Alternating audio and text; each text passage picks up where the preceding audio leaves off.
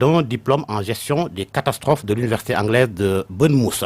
Après une dizaine d'années passées à l'Institut Pasteur de Dakar, vous rejoignez, docteur, le ministère de la Santé et de l'Action sociale où vous êtes affecté à la direction de la lutte contre la maladie où vous finissez chef de division lutte contre les maladies transmissibles en janvier 2015. Vous atterrissez au tout nouveau centre des opérations d'urgence sanitaire comme directeur adjoint. Depuis le 13 juillet dernier, vous êtes nommé directeur du COUS en remplacement du docteur Bousso. Du coup, docteur, vous devenez très impliqué dans la lutte contre la Covid-19 dès le début d'ailleurs. Vous n'êtes certes pas dans un monde inconnu. Ce doit être une lourde tâche au regard de la situation que nous traversons, au regard de la situation que traverse le pays. Oui, merci beaucoup, M. Georges Déthié Diop. Je voudrais vous remercier d'abord pour l'invitation qui nous a été adressée comme directeur, tout nouveau directeur du Centre des opérations d'urgence sanitaire, comme vous le dites.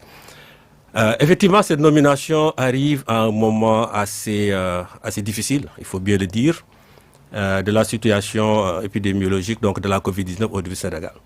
Donc c'est arrivé en pleine troisième vague, cette nomination. Pendant que nous prenions donc nos fonctions en remplacement du docteur Bousso, à qui je tiens à rendre un hommage mérité pour tout le travail excellent qu'il a abattu au niveau du Centre des opérations d'urgence sanitaire en tant que directeur. La situation, vous l'avez dit, c'est extrêmement difficile. Mais je dois dire que nous ne sommes pas seuls. Nous ne sommes pas seuls au sein du ministère de la Santé. Nous sommes dans le cadre d'une grosse équipe. Et nos actions s'inscrivent donc dans le cadre d'une action globale avec le soutien de l'ensemble des directions, l'ensemble des services du ministère de la Santé. Au sein de cette grosse équipe, nous entendons bien entendu jouer notre partition, donc comme vous l'avez dit, qui consiste à la coordination opérationnelle donc de la riposte contre la Covid-19. De manière beaucoup plus précise, ça veut dire que simplement chaque matin, nous sommes au niveau du Centre des opérations d'urgence sanitaire depuis le 2 mars, à faire le point quotidiennement sur la situation épidémiologique, sur l'évolution de la situation épidémiologique, sur les difficultés que nous rencontrons dans le cadre de la réponse et nous essayons d'y apporter les solutions les meilleures dans un contexte, comme vous l'avez dit, effectivement, cette troisième vague qui est particulière en termes d'intensité. Alors, c'est une lapalissade que de le dire, vous l'avez dit, la troisième vague a investi notre pays, le variant Delta également, la hausse des cas est jugée exponentielle, les morts se multiplient, la courbe des cas graves est ascendante. Quel est le niveau d'urgence, docteur, de la pandémie? Nous sommes dans une situation très critique, très difficile, ça il faut bien le dire. Je disais que, vous savez, pendant qu'on avait, disons, un début de pandémie au niveau du Sénégal, la première vague, sa caractéristique principale, c'est qu'elle avait duré 7 mois, mais elle n'avait pas connu une transmission importante. Et nous avions eu la chance d'avoir pris au niveau du pays des mesures fortes, des mesures gouvernementales très fortes, qui nous ont permis de relancer, en tout cas de ralentir l'évolution de la courbe épidémique. Vous vous souvenez des mesures que le gouvernement avait prises très rapidement en termes de couvre-feu, en termes de fermeture des frontières aériennes, de restriction des voyages, et même le ministère de la Santé en termes de stratégie, donc de confinement de l'ensemble des contacts, d'hospitalisation systématique de l'ensemble des personnes qui étaient positives, que ce soit symptomatiques ou asymptomatiques, etc. Et ces mesures nous avaient permis de ralentir un peu l'évolution de l'épidémie et nous permettre donc dans la foulée de pouvoir préparer un peu le système à faire face à cet afflux de cas qui n'était pas prévu au niveau du système de santé. Et nous avions réussi tant bien que mal à le faire. La deuxième vague, sa caractéristique a été qu'elle a été beaucoup plus ample en termes de transmission, mais a duré beaucoup moins de temps. Et là aussi, malgré les difficultés que nous avions eues, le système a pu quand même tenir. Le problème que nous avons maintenant avec cette troisième vague, c'est qu'il est dû à un variant nouveau. Le variant Delta, vous l'avez dit, qui se caractérise par une très forte transmissibilité. Le variant s'est adapté un peu plus à l'hôte, en modifiant un peu sa structure, qui lui permet de pénétrer beaucoup plus facilement les cellules humaines et donc d'être particulièrement contagieux, particulièrement transmissible. Et c'est dans cette situation-là que nous sommes. Malheureusement, ça arrive, ce variant, dans un moment où, au niveau de notre pays, il y avait un relâchement donc, qui était observé par les populations d'une manière générale, malgré les messages de prévention individuelle et collective que le ministère de la Santé, les principaux responsables du pays avaient lancés. Et donc, dans ce contexte, effectivement, de relâchement pratiquement généralisé, dans ce contexte de déni aussi, beaucoup de personnes vous disent, même jusqu'à maintenant, qui ne croient toujours pas à la maladie. Qui ne croient pas à la maladie, ça n'existe pas, c'est de la politique, etc., etc. Mais dans ce contexte-là, de relâchement, dans ce contexte où les manifestations, en tout cas les grands rassemblements étaient maintenus, étaient organisés, bien, le virus Delta a trouvé un lit très très favorable et bien entendu, c'est très rapidement propagé au sein de la population. Et le problème que nous avons, c'est que plus un virus est transmissible, mais plus il va entraîner de nombre de cas. Et plus le nombre de cas est important, mais vous avez plus de cas graves. Et si vous avez plus de cas graves, bien, vous avez plus de décès. Et c'est vraiment dans cette situation dans laquelle on est. Et le problème que nous avons, c'est que effectivement, ce nombre de cas, surtout ce nombre de cas graves, fait peser un poids énorme, une tension forte sur le système de santé qui essaie de compenser le gap. Mais ça reste très difficile. Oui, mais situation critique, avez-vous dit à quel niveau précisément? Mais à tous les niveaux, vous savez, mais le niveau peut-être le plus critique, ça va être le niveau de la prise en charge des cas graves. C'est à ce niveau que vraiment il y a un souci. Parce que cet afflux de cas graves, le système doit être capable de pouvoir y répondre. Vous savez, en temps normal, il y a un équilibre qui se fait entre l'offre de soins courants et la demande de soins courants.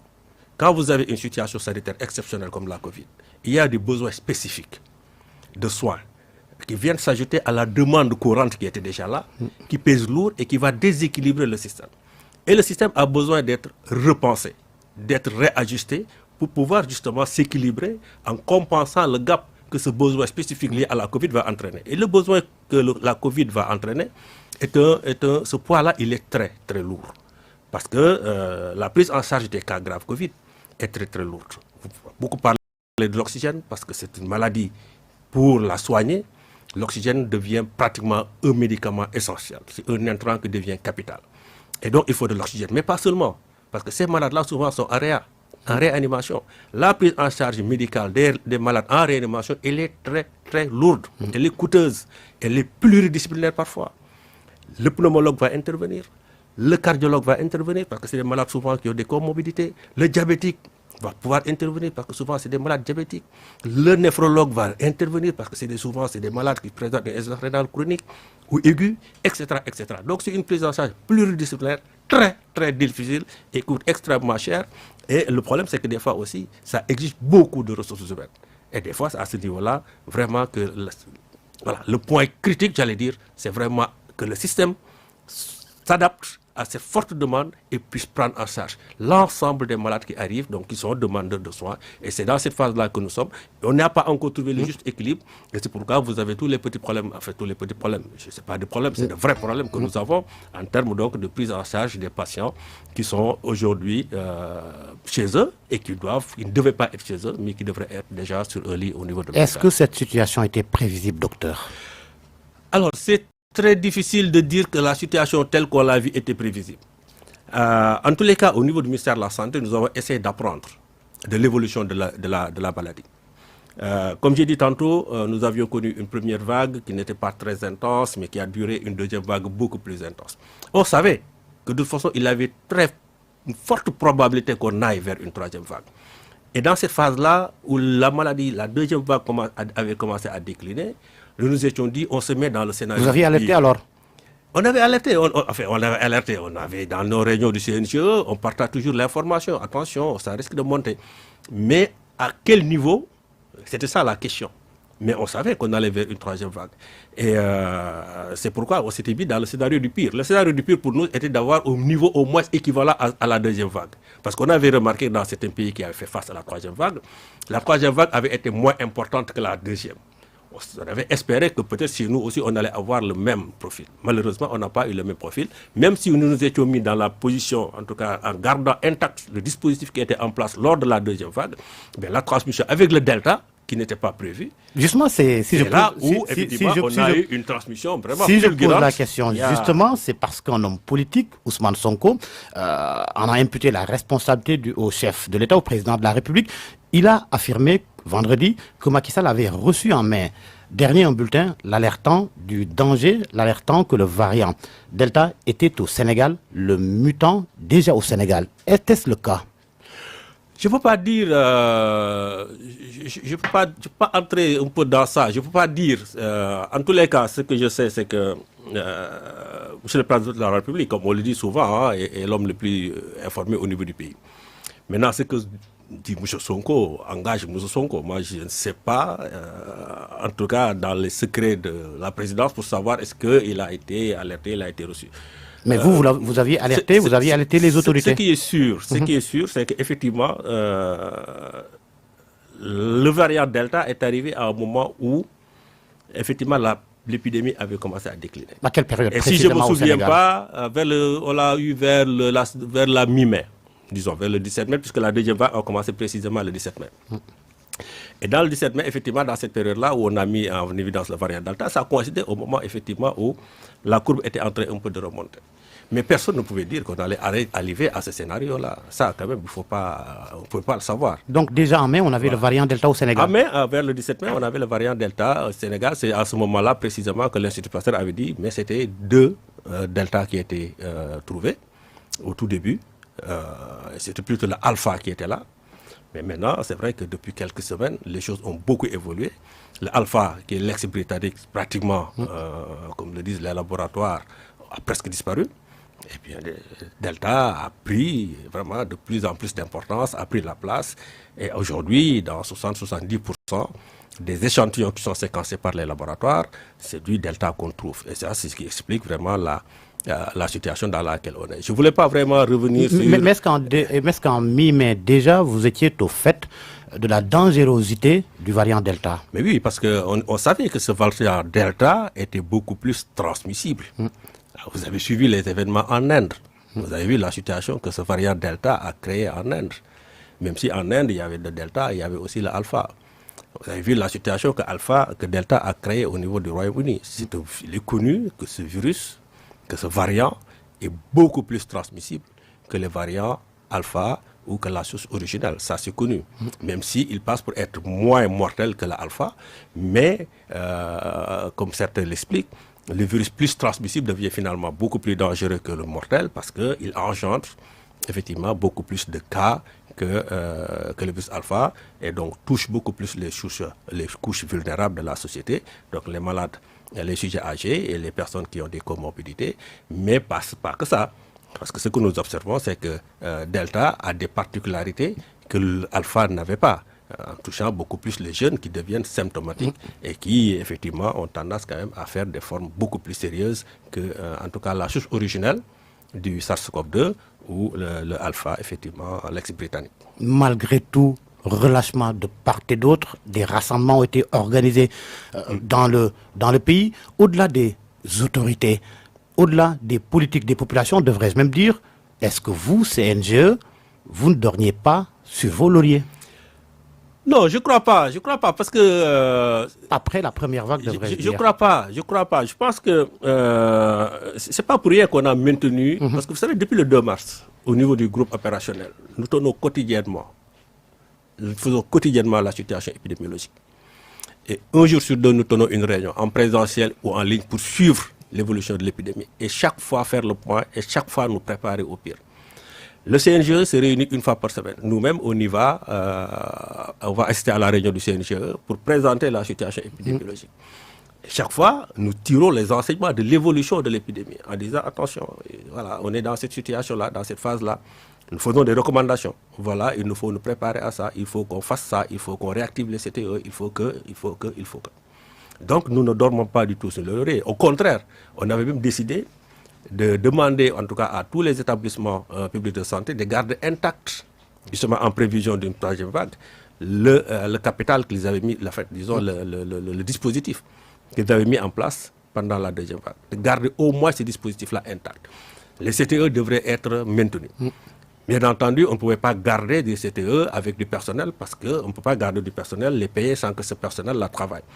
Et donc, on avait décidé effectivement que le personnel qui travaille dans ces CCT-là soit redéployé dans d'autres unités, mais qu'au besoin, on puisse les faire venir très rapidement dans les CTE pour qu'ils commencent à retravailler effectivement au niveau de ces CTE. Donc, on n'a pas du tout dormi dans nos lauriers et on a commencé, le premier cas, on les a commencé à les bien prendre en charge. Mais il se trouve que la transmission du variant est partie tellement vite et dans un contexte de relâchement et de déni qui persiste. Et c'est ça la difficulté. Et vous avez beau mettre en place un dispositif au ministère, vraiment, les gens, moi, je dois vraiment féliciter les équipes du ministère, la direction générale des établissements de santé, la DGSP, tout le monde, le cabinet du ministre.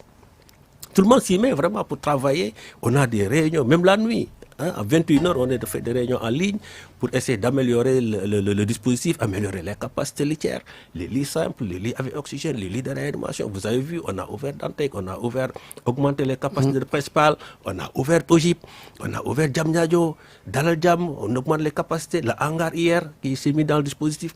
Mais on a beau faire ça, tant que le flux entrant de patients n'est pas réduit de façon très importante, la pression, la tension sur le système de santé va continuer à être extrêmement forte et il va être difficile, en tout cas pour le système de santé, comme je disais tantôt, de pouvoir compenser le gap. Et c'est pourquoi il est important aussi que de l'autre côté, que les populations elles-mêmes aussi prennent le combat aussi. Justement, les populations, docteur, ne prennent pas la pleine mesure de la situation, du danger. Est-ce parce que la bonne parole des spécialistes est prise en otage par la communication des politiques? Je pense que dans cette affaire, tout le monde doit communiquer. Moi, a priori, pour moi, tout ce qui est... toutes les personnes qui pensent pouvoir se faire entendre, que ce soit des politiques, que ce soit des leaders communautaires, que ce soit des leaders religieux, la presse qui a un rôle extrêmement important à jouer dans les situations de crise sanitaire, pour moi, tout ce monde-là doit intervenir, doit communiquer. Parce qu'effectivement, nous communiquons beaucoup au niveau du ministère de la Santé à travers le SNEFS. Beaucoup d'actions au niveau communautaire, avec la cellule santé communautaire, avec la région médicale de Dakar en particulier, qui font des descentes sur le terrain, qui communiquent, qui font des visites à domicile, qui utilisent beaucoup les radios communautaires, etc., etc. Donc il y a beaucoup de communication qui est faite pour sensibiliser les populations. Alors des fois on se demande, mais qu'est-ce qui se passe? Pourquoi on ne parvient pas, nous, à nous faire entendre? On a beau dire attention, attention, attention, on a du delta, c'est très transmissible. Prenez, respectez les mesures barrières, mais on a toujours des gens qui vous disent, oui, c'est politique, etc. On vous dit, attention, il y a des gens qui meurent, il y a des... Oui, bon, de toute façon, il y a toujours des gens qui meurent en temps normal, etc., etc. Alors qu'actuellement, c'est vraiment le Delta est en train de faire quand même, de nous plonger dans une situation extrêmement difficile. Et on a fait face à justement je ne sais pas comment je vais l'appeler, mais en tout cas, cette manque de conscience, j'allais dire, de la gravité de la situation au sein de notre population. Et c'est pourquoi, des fois, nous faisons appel d'ailleurs à des socio-anthropologues qui vont s'imprégner au niveau des populations pour essayer de comprendre quelles sont les perceptions des populations. Qui sont au sein du COUS. Voilà, exactement, qui sont au sein du COUS, qui travaillent avec la région médicale pour nous aider à adapter les messages communicationnels et arriver à nous faire entendre. Jusqu'à présent, ça a été extrêmement difficile, même par rapport à la vaccination, j'imagine, on y reviendra. Mais maintenant, je pense que les gens commencent de plus en plus à prendre conscience, effectivement, que nous sommes dans une situation, dans une crise sanitaire qui est sérieuse. Et une situation sanitaire sérieuse, les gens ne peuvent pas vivre. On ne peut pas vivre comme en temps normal lorsqu'on est en situation de crise sanitaire. Il va falloir s'adapter. Et s'adapter, c'est vraiment respecter les mesures barrières, respecter les mesures, le port du masque en particulier. Et c'est l'occasion de se réjouir que M. le ministre de l'Intérieur ait pris vraiment, en tout cas relancer ou réactiver le décret obligeant le port du masque dans les lieux publics. Le ministre de l'Intérieur. Et même vraiment demander aux forces de police vraiment d'être beaucoup plus regardants sur cet aspect des choses. On espère que si les Sénégalais font l'effort vraiment de respecter ces mesures barrières, puis la vaccination qui commence avec un nouvel engouement, un nouvel élan, nous espérons que dans les 2 semaines à venir, pouvoir observer en tout cas cette baisse que nous souhaitons de tout notre cœur. Hein, parce que si ça ne baisse pas, ça va être difficile à gérer, malheureusement. Alors, vous suivez le grand jury de RFM. Notre invité, le docteur Alioune Badara Ali, directeur du COUS, le Centre des opérations d'urgence sanitaire. Docteur, vendredi, lors de la réunion hebdomadaire du CNGE, il a été révélé, vous l'avez souligné tout à l'heure d'ailleurs, que le variant Delta représente 70% des contaminations. Delta, d'une contagiosité redoutable, aucune catégorie d'âge n'est épargnée. Les jeunes les plus nombreux dans les CTE, les enfants et même les femmes enceintes ne sont pas épargnés. À ce rythme, docteur, avec l'explosion des cas, l'engorgement des CTE, la multiplication des cas graves, ne craignez-vous pas que notre système sanitaire ne soit mis en mal et que l'on n'arrive pas à satisfaire tout le monde? Mais monsieur Georges Diop, c'est le risque. C'est vraiment le risque que nous avons. Je disais tantôt qu'on a beau faire des efforts, augmenter les capacités militaires, les possibilités ne sont pas infinies. On cherche toujours à nous adapter au niveau du ministère. Vous avez vu, comme je disais tantôt, on a ouvert maintenant le hangar, on l'a ajouté pratiquement une centaine de lits. Au-delà du hangar, tout est plein? Pour l'instant, je ne crois pas, parce que l'ouverture est progressive, va être progressive, étalée sur 3 jours. Donc, mais ça a commencé. Donc l'idée, c'est vraiment de monter en puissance au niveau du hangar dans les 3 jours à venir. Mais il faut s'attendre à ce que très rapidement, vu la demande, les patients qui sont à domicile et qui attendent d'être régulés, le SAMU national nous disait hier qu'il y avait une 60aine de personnes en instance de régulation. Il y a des personnes qui attendent dans les services d'accueil des urgences au niveau des hôpitaux et qui ont besoin d'être transférés vers un CTE. Donc je suis certain que dès que le hangar va ouvrir, mais très rapidement, ce hangar va devenir plein au rythme où vont les choses. Et c'est pourquoi il est nécessaire qu'on continue, nous, de réfléchir à d'autres alternatives. Et aujourd'hui, on est en plein dans cela. Il y a des réunions avec les directeurs des établissements publics de santé, les directeurs d'hôpitaux, qui tous, chacun, vraiment essaient de voir dans quelle mesure augmenter les capacités de lits dans son hôpital. Et ça, c'est un gros effort. Les lits de réa. Les lits de et de pré-réa également. Et de pré-réa également. Donc, augmenter les capacités. Les gens travaillent sur ça. Nous travaillons sur l'identification d'autres sites. À Dakar, comme au niveau des régions, il y a d'autres alternatives qui sont recherchées. Vous savez, même aujourd'hui, on est en train de réfléchir sur la possibilité de faire des transferts de patients. Nous avons dans certaines régions des capacités. Au niveau de Touba, nous avons Mabloul Fawzaini qui a une grande capacité. Pourquoi ne pas mettre en place une logistique qui permettrait, quand Dakar est saturé, de pouvoir transférer des patients très rapidement? Ce n'est pas encore fait, on l'annonçait déjà. Ça ne l'a peut-être pas encore fait, mais je pense que c'est une chose qu'on va mettre en place et faire un transfert de patients de Dakar vers les régions, vers l'intérieur du pays. Et peut-être plus tard, si Dakar se calme et que les régions ne le souhaitent pas, mais si ça monte dans les régions, que les régions aussi puissent transférer des patients au niveau de Dakar. Donc voilà des astuces. Aujourd'hui, M. le Président de la République lui-même a émis, en tout cas a offert, a proposé au ministère de la Santé qu'on puisse utiliser aussi le parc des expositions de Diamniadio. Donc vous voyez que la réflexion continue, mais ça demande beaucoup de moyens. Ça demande beaucoup de moyens. La prise en charge chez des anesthésistes réanimateurs. Les anesthésistes réanimateurs, ça ne court pas les rues. Il y a un moment où quand vous voulez en avoir, vous pouvez avoir le plus gros salaire que vous pouvez, mais vous ne trouvez pas sur le marché d'anesthésistes réanimateurs. Donc ça ne peut pas continuer à fonctionner comme ça. Il faut vraiment que moi c'est vraiment le message que je veux lancer, que les populations prennent la riposte en main. Il faut que les populations arrivent à comprendre que nous sommes en danger, que nos vies sont menacées, nous tous, hein. Même nous, mais ça, parce que le personnel soignant est touché. Et même au niveau famille, moi j'ai 3 de mes gamins qui récemment, coup sur coup, chacun a fait Covid. Donc c'est l'ensemble de la population qui doit se prendre conscience que c'est une situation critique dans laquelle nous sommes. Le ministère fait ce qu'il peut, mais à ce rythme-là d'affluence de patients, vous avez vu aujourd'hui le nombre de positifs, plus de 1000 encore, qui vient s'ajouter à ce qui existait avant. On va prendre le parc des expositions, ça va se remplir. On va encore prendre un autre site, ça va se remplir. Mais ça ne peut pas continuer. Il faut que les gens prennent conscience de cela et aident le système de santé à pouvoir supporter la charge qui pèse sur elle. Plus clairement, docteur, plus clairement, des sites de prise en charge extra-hospitaliers vont être multipliés. C'est des sites, contrairement à la première phase, la grosse différence, cette fois-ci, c'est que c'est les cas graves qu'on va gérer. Aujourd'hui, on n'hospitalise plus des cas simples. Les cas simples sont à domicile et sont suivis dans le cadre de la prise en charge à domicile, ce qu'on appelle la PECADOM Covid. Donc aujourd'hui, le focus va être mis sur la gestion des cas graves. Pratiquement, sur ces sites-là, même si c'est des sites extra-hospitaliers, vont devenir des hôpitaux de fait, parce qu'ils vont prendre des cas graves. Et c'est là où ça devient coûteux. Parce que dans ces sites-là, il va falloir installer de l'oxygène, un dispositif de distribution et de disponibilité de l'oxygène pour ces malades-là.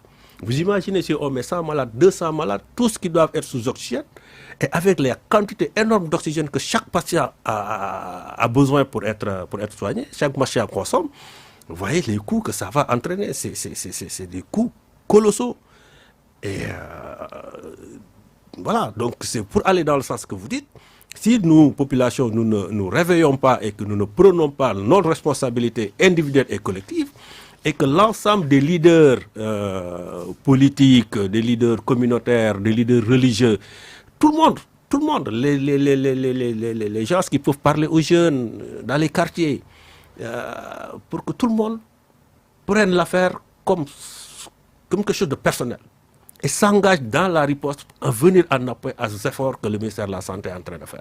Ce n'est que quand le flux entrant va baisser progressivement que le système de santé pourra être en mesure de mieux gérer l'afflux de patients qui sont hospitalisés. Parce que ce que nous observons aussi, c'est que le risque, c'est que le personnel de santé est fatigué. Le personnel de santé est fatigué, le personnel de santé paye le tribut noté de contamination, on n'en parle pas. Il y a des personnes de santé infectées, qui ont infecté même leur famille, qui sont dans des situations très difficiles. Et le risque, c'est qu'à terme, même la qualité de la prise en charge des patients graves risque d'en souffrir.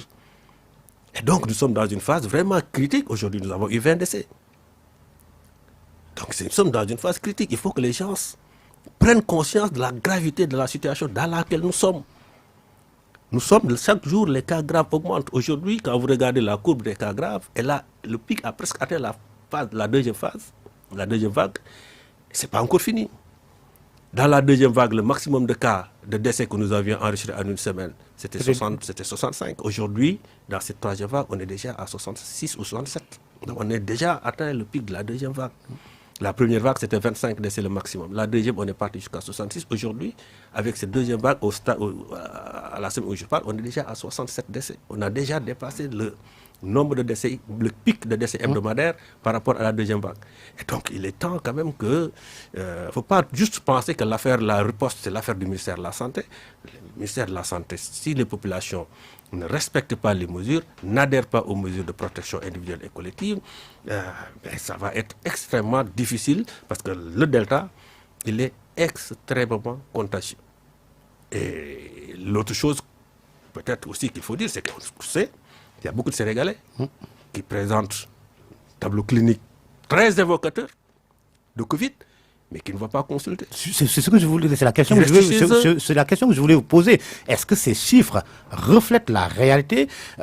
Plusieurs inhumations dans les cimetières, les Sénégalais ruent vers les structures sanitaires pour se faire tester, ce qu'ils n'arrivent pas à voir souvent. Oui, c'est ceux-là qui restent à la maison sans se faire dépister. Sans se faire dépister, et ça, c'est pas une bonne chose. Parce que, encore une fois, cette maladie, on ne la connaît pas bien. Vous savez, elle entraîne souvent des complications qui sont parfaitement imprévisibles. Vous avez dû entendre parler de la désaturation qu'on observe chez les patients qui parfois présentent des lésions pulmonaires. Et des fois, vous pouvez avoir un niveau de saturation tellement faible, mais vous ne le savez pas. Et le jour où vous commencerez à avoir des problèmes respiratoires, c'est que pratiquement il sera difficile, ou même tardif, trop tard, de pouvoir faire quelque chose pour vous récupérer. Et il y a ce que le clinicien appelle l'hypoxie heureuse, vous désaturez de façon extraordinaire et vous parlez, vous marchez. Alors que pratiquement vous êtes à un niveau déjà où il va être impossible pratiquement de vous récupérer. Mais vous parlez, vous marchez, etc. Et subitement, voilà, vous tombez. Et donc, pour éviter cela, il faut que les patients, les gens qui, en tout cas, se disent on a la grippe, etc., dans le contexte actuel, il faut considérer qu'il n'y a pas de grippe. Tous les tableaux cliniques évocateurs de grippe considèrent a priori que c'est de la Covid. Maintenant, on utilise les tests de diagnostic rapide. Vous allez dans votre centre de santé le plus proche, on peut vous faire un test de diagnostic rapide. Si c'est positif, on vous traite, on vous donne les conseils qu'il faut. Si votre état clinique le permet, on vous garde à la maison, on vous suit, mais au moins vous respectez les mesures de confinement chez vous pour éviter de contaminer un peu votre entourage. Les tests, justement, est-ce qu'il y en a suffisamment? Alors, les tests, vous savez, il y a les deux types de tests. Le PCR et les tests de diagnostic rapide. Les PCR ne posent pas de problème. Pour le moment, en tout cas, au niveau des grands laboratoires, il n'y a pas de souci. Et même, je pense qu'il faut se féliciter au peu de cet exploit que le Sénégal a réalisé, et qui a consisté non seulement à partir de 2 laboratoires, puis de 2 laboratoires, 2 grands laboratoires, INSF et Pasteur, et à augmenter les capacités de tests au niveau des régions. Aujourd'hui, pratiquement toutes les régions sont dotées de capacités à pouvoir faire des tests. Donc aujourd'hui, Kédougou dispose de laboratoires, Tamba, Matam, Saint-Louis, Thiès, etc.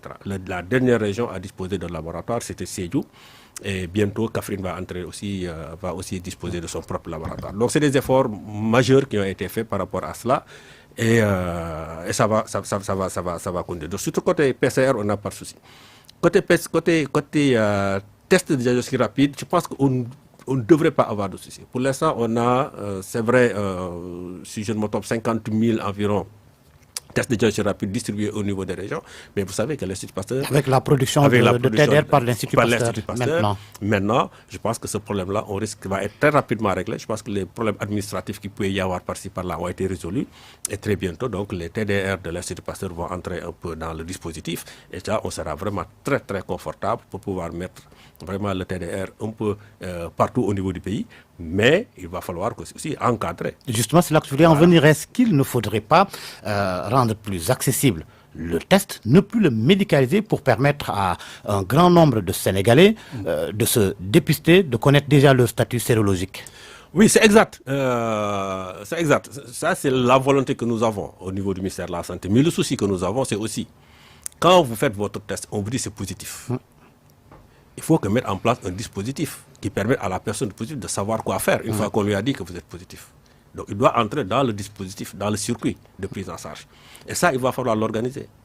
Et c'est à ce stade-là que nous en sommes. Donc la direction de la prévention que dirige le directeur, le docteur Momodou Ndiaye, avec son équipe, sont en train de travailler sur ça, sur une équipe de remonter de l'information.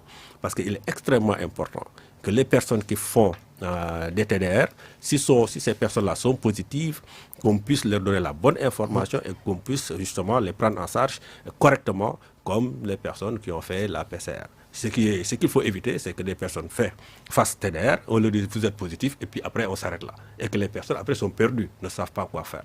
C'est ça qu'il faut éviter, mais je pense qu'à terme, les TDR seront disponibles dans l'ensemble du pays, en tout cas dans les zones stratégiques, centres de santé, peut-être même niveau poste de santé, au niveau des points d'entrée, frontières, etc., au niveau des universités, pourquoi pas demain au niveau même des officines de pharmacie, mais tout ceci doit être encadré et les données doivent être collectées et doivent remonter au niveau du ministère de la Santé. Tout cela est envisagé par le CNGE. Tout ça est envisagé par le CNGE, on est en train de travailler là-dessus. Alors, un paradoxe, docteur Alioune Badara Ly, vous évoquiez tout à l'heure l'explosion des cas avec ces révélations vendredi du CNGE qui alerte sur le rythme de contamination, de la gravité de la situation. Au même moment, juste des conseils, des recommandations, à la limite pas courageuses, sur les rassemblements religieux. Surtout, pourquoi le CNGE ne prendrait pas son courage à deux mains et dire au Sénégalais la réalité? Oui, c'est une bonne question. Mais vous savez, interdire ou ne pas interdire certains rassemblements ne dépendent pas du ministère de la Santé. Donc ça, on n'a pas prérogative à le faire. Mais par contre, ce que nous pouvons faire, c'est accompagner. Si ça se confirme, c'est accompagner l'organisation donc de ces manifestations, de ces grands rassemblements, une fois qu'il est acquis, il est acté que ces organisations, que ces grands rassemblements vont être organisés. Et moi, c'est vrai que personnellement, effectivement, les grands rassemblements sont toujours dans ce contexte d'épidémie, des moyens de propagation. Qui interdit un combat de lutte doit en faire autant pour les autres formes de rassemblement. Vous avez raison, on pourrait le penser. Effectivement, ça devrait aller dans la même logique. Mais ce qui me fait plaisir dans le cadre donc, du Magal, c'est qu'on semble aller vers l'exigence de la vaccination.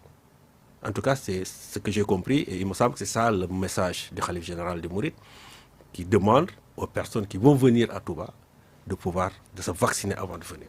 Et c'est peut-être ça la bonne nouvelle dans cette affaire-là. Si nous réussissons, en tout cas les 2 millions, voire 3 millions de personnes qui se déplacent chaque année vers Touba, à tous les faire vacciner, ça va booster un peu la campagne de vaccination. Il faut espérer seulement que toutes les doses de vaccins qui nous sont promises soient là pour que nous puissions vacciner ce grand nombre. Et ça va contribuer de manière extrêmement importante à la constitution d'une immunité post-vaccinale qui, avec l'immunité naturelle, ou en tout cas l'immunité post-infection, donc constituera une immunité hybride, une immunité globale qui permettra de, en tout cas, contribuer solidement à faire décroître la courbe épidémique et vraiment, comme je l'ai dit, à faire baisser la pression sur le système de santé qui est vraiment à bout de souffle, comme vous l'avez dit. C'est une situation très difficile. Ça, je le répète, vraiment, ce n'est pas un secret, la situation est extrêmement difficile. Au cas non échéant, que faire? Écoute, nous n'avons Plusieurs pas... millions sont attendus à Touba, le vaccin n'est pas disponible, il n'y a pas encore 1 million de doses au Sénégal. Les vaccins vont arriver. Ça, je pense que M. le directeur de la prévention, M. le ministre de la Santé l'a dit, les vaccins vont arriver. Je pense que du Sinopharm va arriver, AstraZeneca va arriver, Moderna même, il semble, va arriver. Je pense qu'on sera assez confortable sur le plan vaccin. Mais vous savez, la disponibilité des vaccins et la mise à disposition peuvent changer. Les États, COVAX, etc., peuvent vous promettre, mais au dernier moment, il peut y avoir des changements. Et que les délais, ou en tout cas les dates promises, peuvent bouger. C'est juste la crainte que nous avons. Et je pense que même au niveau du ministère, parfois, vous entendez le directeur de la prévention dire ce qu'on nous a promis. Parce que nous n'avons pas tout entre nos mains. Mais nous espérons en tout cas que les promesses se concrétiseront et que nous serons à même de pouvoir vacciner l'ensemble des populations, surtout celles-là qui vont aller du côté de Touba. Voilà. Mais encore une fois, vous avez raison, les grands rassemblements, nous le savons tous, qui constituent des risques. Aussi bien pour les pèlerins qui vont y aller. Pendant le séjour là-bas, le risque, il est là. Quand ils reviendront, le risque sera là. Parce que on a l'impression que vous avez vaincu par rapport à, non, à la reconnaissance de ces rassemblements. Moi, personnellement... Ça pèse lourd sur votre tête. Moi, personnellement, ce que je peux dire, c'est que il faut quand même être réaliste. Moi, je ne peux pas aller dans le sens de ce qui a été décidé à haut lieu, dans le sens de l'interdiction ou de l'autorisation du Grand Magal. Je suis trop petit pour ça. Mais si on me demandait mon avis, moi en tant que technicien, j'aurais dit probablement, oui, bon, il faut peut-être dans le contexte actuel y réfléchir avant de pouvoir l'organiser. Quel serait votre avis précisément, quel serait votre avis? Non, moi je garde mon avis, je ne vais pas le donner. Mais si en tout cas les décideurs et les responsables de la confrérie mouride décident de l'organiser, je pense qu'ils l'organiseront. Maintenant, il ne faudra pas avoir d'état d'âme par rapport à ça. Il faudra juste descendre sur le terrain, aller à Touba et accompagner l'organisation de ce Magal de manière à, en tout cas, le sécuriser du point de vue sanitaire autant que possible. Et je pense que l'année dernière, nous l'avons fait. Et nos craintes, les craintes que nous avions eues l'année dernière, en fait, n'étaient pas... Fort heureusement, il n'y a pas eu de flambée post-Magal. Nous ne pouvons qu'espérer que cette fois-ci aussi, ça va être la même chose. Il faudra encadrer l'organisation de l'événement pour qu'au-delà, au lendemain du Magal, il n'y ait pas en tout cas une explosion de cas, aussi bien au niveau de Touba, au niveau de la région de Diourbel même. Les autorités médicales de la région, ils travaillent déjà avec le docteur Dieng. Et je suis sûr que, en tout cas, si on met toutes les mesures nécessaires en place, effectivement, on pourrait arriver au lendemain de Magal, qui, contrairement aux craintes que je peux avoir personnellement, on puisse ne pas observer en tout cas de boom en cas du nombre de cas de Covid au niveau d'Aba, donc de la région, mais aussi au niveau du Sénégal. Docteur Abdoulaye Alioune Badara justement, les vaccins administrés au Sénégal, Sinopharm, AstraZeneca, Johnson & Johnson récemment, pourquoi on n'a pas encore Pfizer-BioNTech jugé plus efficace? Je pense que dans le processus d'acquisition des vaccins, je pense qu'il n'y a aucun vaccin qui est exclu. Je pense que c'est seulement un problème d'opportunité ou de disponibilité. Mais au niveau du ministère de la Santé, on n'a pas de limite en tout cas par rapport au type de vaccin qu'on va utiliser au niveau du Sénégal. Une fois qu'un vaccin est homologué par l'Organisation mondiale de la santé, le ministère de la Santé, le Sénégal est disposé à pouvoir l'acquérir. Si ça passe par COVAX, c'est bien. Si ça passe par la coopération bilatérale, c'est bien. S'il faut acheter, je suis sûr que les autorités, si c'est ça qui est disponible, feront le nécessaire pour l'acquérir. Mais il n'y a pas vraiment à ce niveau-là, il n'y a pas de crainte particulière. Il n'y a pas de limite donc, au vaccin. Nous prendrons tout ce qui sera disponible et tout ce qui nous sera, en tout cas, qu'on pourra acquérir pour protéger notre population qui en a vraiment besoin. Et c'est vraiment, je salue cet élan nouveau et cet engouement nouveau que la population, en particulier les jeunes, en tout cas manifeste par rapport à la vaccination. Je pense qu'aujourd'hui, la région médicale de Dakar est en train de décentraliser même les points de vaccination. J'ai suivi Madame le médecin-chef de la région de Dakar qui disait que, par exemple, au niveau de Colobane, du monument de l'obélisque, en une journée, ils ont pu vacciner quand même 3000 personnes. Donc c'est vraiment magnifique, c'est quelque chose qu'il faut saluer et encourager les Sénégalais à continuer à se faire vacciner parce que la vaccination, c'est ça la solution. Parlons du COUS. Précisément, le centre des opérations d'urgence sanitaire, lors du conseil présidentiel sur le Covid-19 en mars 2020, votre prédécesseur avait pris la parole pour parler de manque de moyens du COUS pour réussir ses missions. Qu'en est-il aujourd'hui, surtout dans ce contexte ? Oui, merci beaucoup. Je pense que le COUS a été créé au lendemain donc, de l'épidémie Ebola. Justement pour assurer la coordination de la préparation et de la riposte dans des situations d'urgence sanitaire comme Ebola, comme la Covid, etc. Il faut dire qu'effectivement, dès le début, pendant les 3 premières années d'existence du Centre des opérations d'urgence sanitaire, on a fonctionné pratiquement avec des fonds partenaires. Je sais que Madame la DGSP ne va pas être très contente parce qu'elle n'aime pas qu'on parle de fonds partenaires. Parce que pour elle, une fois que les fonds sont mis à la disposition de l'État, ça devient des fonds publics. Mais c'est pour justement faire la différence entre les fonds qui viennent directement de l'État du Sénégal et qui pour l'instant restent encore, il faut dire, destinés plutôt au fonctionnement, à l'entretien du bâtiment, aux missions à l'intérieur du pays, etc. Donc ça reste quand même par rapport en tout cas à notre ambition pas suffisante, bien sûr. C'est vrai qu'on dira toujours les moyens ne sont jamais suffisants, mais je pense qu'il y a quand même par rapport aux missions et en tout cas au rôle du centre, nécessité d'augmenter vraiment les moyens dont dispose le centre. Mais comme je disais tantôt, je pense que c'est aussi à nous de continuer à montrer notre utilité dans un écosystème qui est très complexe où il n'est pas forcément facile de se faire une place. Il y a quelques réticences, etc., etc. Mais c'est à nous de montrer que nous sommes utiles. Et je pense que c'est vraiment l'occasion de rendre hommage encore une fois à Dr Bousso, parce qu'il a porté très haut donc, le flambeau du COUS. Il a vraiment montré de la façon, je pense, la plus parlante possible, l'utilité d'avoir une structure dédiée à la coordination des urgences de santé publique. Je pense que ça, c'est extrêmement important. Une fois que nous, on a prouvé cela, il est plus facile pour nous de mener le plaidoyer maintenant au niveau des autorités pour leur demander 2 choses. La première chose, c'est effectivement augmenter les ressources dont dispose le centre des opérations d'urgence sanitaire. Parce que nous devons pouvoir être autonomes. Quand on gère des urgences de santé publique, on doit pouvoir agir très rapidement. On est vraiment dans l'urgence et le système classique de mise à disposition de fonds, où il faut faire des requêtes, etc., ne nous facilite pas les choses. On a besoin, dès qu'on dit qu'il y a épidémie, il y a des cas de maladies infectieuses à Kédougou, on doit pouvoir, dans les 48 heures, pouvoir déplacer une équipe sur place pour aller mener les investigations. Être sous la tutelle plutôt du ministère de la Santé, un handicap pour vous ? Ce n'est pas un handicap en tant que tel. Je voulais juste terminer par le deuxième point, c'était par rapport au cadre légal. Et ça, j'en profite vraiment pour en parler parce que M. le Président de la République, c'est lui qui avait inauguré le centre en 2018 et qui nous avait promis, à terme en tout cas, d'arriver à... le COUS est créé par arrêté présidentiel. Par arrêté ministériel, pardon. Par arrêté ministériel. Et donc, il nous avait promis que le centre devrait quand même être créé par décret présidentiel. Et donc, nous attendons toujours en tout cas, cette promesse de M. le Président de la République. Je pense que c'est important. C'est important pour rendre le COUS beaucoup plus robuste est beaucoup plus à même donc d'assurer cette coordination multisectorielle parce que nous travaillons avec l'ensemble des autres ministères.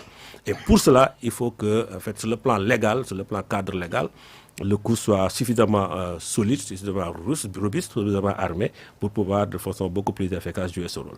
Maintenant, voilà. Maintenant, nous sommes une structure ministérielle. Nous sommes une structure du ministère de la Santé, même si nous assurons une coordination multisectorielle.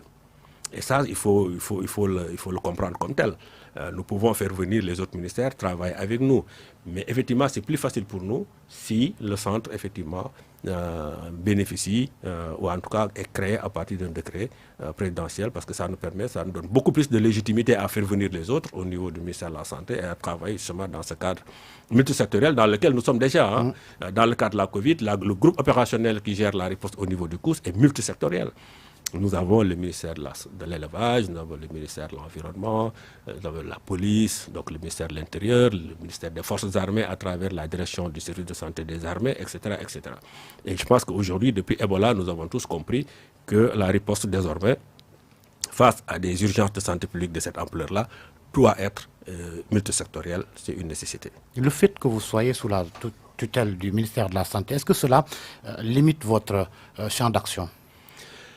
Non, je ne crois pas. Je crois pas. Parce qu'aujourd'hui, nous assurons la coordination sectorielle. C'est-à-dire que c'est une coordination au sein du ministère de la Santé. Nous assurons la coordination entre les différents services, directions du ministère de la Santé. Depuis le pré-hospitalier jusqu'au niveau hospitalier et dans toutes les phases du cycle de gestion des urgences de santé publique. Depuis la préparation, la réponse, ce qu'on appelle en anglais le recovery, l'évaluation, etc. Donc dans toutes ces phases-là, au niveau sectoriel, on le gère déjà.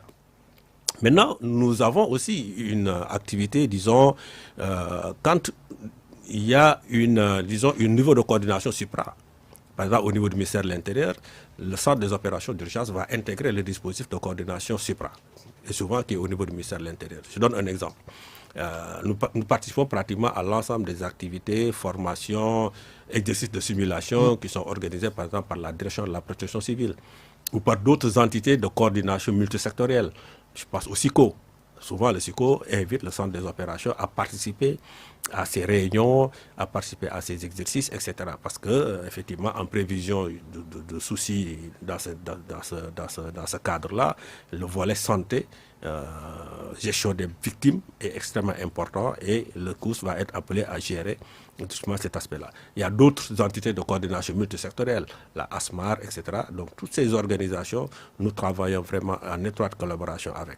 Il y a la mise en place de ce qu'on appelle le comité, le COGIC, le comité de gestion interministérielle de crise qui est en train d'être mis en place. Nous travaillons étroitement avec eux.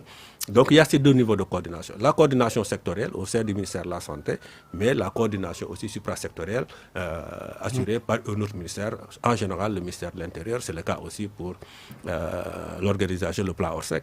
Là aussi, il est possible que le ministère désigne le COUS pour que puisse intégrer ce dispositif-là dans le cadre donc d'une coordination qui va au-delà du seul ministère de la Santé. Le COUS, le CNGE, certains observateurs suggèrent la mise en place d'un comité scientifique à côté du CNGE, justement, qui compte aussi des médecins, il faudra l'avouer, des spécialistes, pour une gestion participative plus large et efficace. Oui, moi je suis d'accord. Il faudra, à mon avis, il faut qu'on ait un comité scientifique. Je sais qu'il y a déjà, pour la vaccination, il y a déjà un comité scientifique. Il y a le comité consultatif sur la vaccination qui donne des conseils.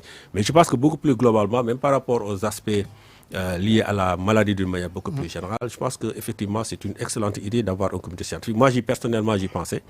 Donc, on va faire la proposition, en tout cas, un comité scientifique qui soit lié à la coordination stratégique, donc le CNGE, soit lié à la coordination opérationnelle au niveau du centre des opérations d'urgence sanitaire, parce que nous avons besoin de ça. Nous avons besoin de l'apport justement de ces éminents, en tout cas spécialistes, et pour venir aussi donner leur avis. Je pense que c'est très bon de temps en temps d'avoir le regard extérieur et des gens qui ont quand même une certaine culture, une certaine expertise dans le domaine de la gestion et qui, par rapport à certaines questions même que nous nous posons, puisse nous aider à avoir les bonnes décisions, les bonnes orientations. Je pense que c'est une excellente idée. Moi, j'avais déjà ça en tête, mais je pense qu'on va progresser sur ça et proposer en tout cas l'idée à M. le ministre et peut-être même proposer une liste de scientifiques ou en tout cas d'experts qui pourraient nous aider avec des réunions régulières au niveau du centre des opérations d'urgence sanitaire ou du CNGE pour nous donner aussi leur avis par rapport à ça. Et je pense que c'est une chose qui est extrêmement importante. Ça éviterait peut-être d'avoir des experts qui, disons, en freelance qui vont par-ci par-là parler des experts en tout. des experts en tout et même des experts médecins comme vous dites, mais qui parlent ailleurs qu'au niveau du ministère de la Santé, au niveau de la structure de coordination. Je pense que c'est l'occasion de les faire venir. S'ils ont des idées à partager, c'est vraiment, je pense, le cadre idéal à revenir au ministère de la Santé, venir au niveau du centre des opérations d'urgence, être avec nous, donner leurs idées. On en tiendra compte pour faire avancer la réponse parce que nous en avons besoin. Le pays en a besoin. Je pense que c'est plus utile que d'aller sur des plateaux, critiquer assez facilement l'action du ministère. Je pense que ce n'est pas productif. Et ça amène que de la confusion même dans l'esprit des Sénégalais qui écoutent des différents experts dire des choses différentes sur la même maladie. Ça peut créer de la confusion et ce n'est pas une bonne chose. Donc nous ferons effectivement, nous irons dans ce sens-là. Docteur Alioune Badara Ly, directeur du COUS, le Centre des opérations d'urgence sanitaire. Merci d'être venu au grand jury. Monsieur Georges Diop, c'est moi qui vous remercie. C'est vrai que c'est un immense honneur que j'ai eu aujourd'hui à être là. Je suivais l'émission régulièrement tous les dimanches. Assis sur mon fauteuil, je n'avais pas pensé qu'un jour je serais moi-même invité. Vous y êtes. Donc voilà, donc c'est vraiment un immense plaisir et je voudrais vous remercier à titre personnel et inviter aussi tous les responsables donc, de la radio Futur Média et prier pour que le bon Dieu aussi vous assiste et que le bon Dieu assiste notre pays à sortir vraiment de cette situation très très difficile et appeler vraiment tous les Sénégalais à s'unir dans ces moments difficiles. Peut-être éviter vraiment certains discours, j'allais dire fractionnistes, qui ne sont pas les bienvenus au moment où la situation est très difficile. Merci docteur Alioune Badara Ly. Une pensée pour les morts du Covid, prompt rétablissement aux personnes sous traitement dans les hôpitaux ou à domicile. Merci d'avoir suivi le grand jury. Bon dimanche et excellent début de semaine.